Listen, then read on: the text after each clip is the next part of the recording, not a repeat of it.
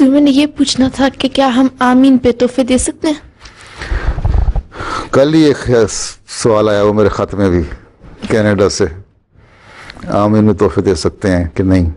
بات یہ ہے کہ اگر تمہارے کوئی عزیز قریبی وغیرہ ہیں ان کو تم کو تحفہ دے دو تو ٹھیک ہے، لیکن آمین اس لالچ سے کروانا کہ میں آمین کرواؤں، پھر فنکشن ہو اس پہ لوگ آئیں اور پھر مجھے تحفے بھی ملیں، ہیں کوئی شادی تو نہیں ہے نا اتنا فنکشن کرنے کی شور شرابے کی ضرورت نہیں، بچے اکٹھے ہوں آپس میں آمین ہو جائے اور بچوں کو کچھ کھلا پلا دیا تو ٹھیک ہے.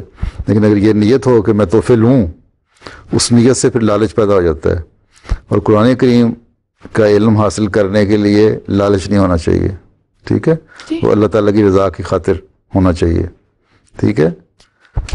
اس لیے تحفے پہلے دے بھی دیتے تھے لوگ، لیکن اس چیز کو دیکھتے ہوئے نا کہ لوگوں میں لالچ پیدا نہ ہو جائے اور صرف لوگ آمین اس لیے کریں کہ صرف شو آف ہو ہیں اور تحفے اکٹھے ہوں اور پیسے ملیں اور چیزیں اکٹھی ہو جائیں، بچپن سے ایسی عادت پڑ جائے گی تو پھر قرآن کریم کا جو علم ہے کو حاصل کرنے کی جو روح ہے نا وہ ختم ہو جاتی ہے.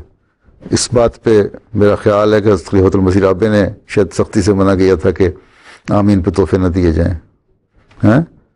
لیکن اگر کسی قسم کا لالچ نہ ہو تو پھر لے لو تو کوئی حرج بھی نہیں ہے. مطلب کوئی اپنی مرضی سے خوشی سے دے دیتا ہے، لیکن خاص طور پہ اس نیت سے کرنا اور پھر وہ کرنا اس بدعت کو ختم کرنے کے لیے کیا تھا. بعض برائیوں کو ختم کرنے کے لیے نا سخت قدم بھی اٹھانے پڑتے ہیں جو انتظامی قدم ہوتے ہیں.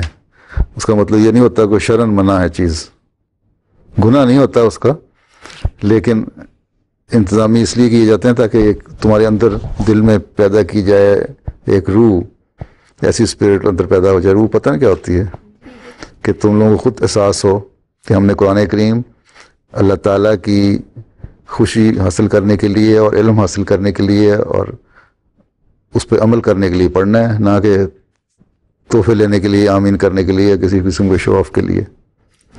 ٹھیک جی ٹھیک ہے.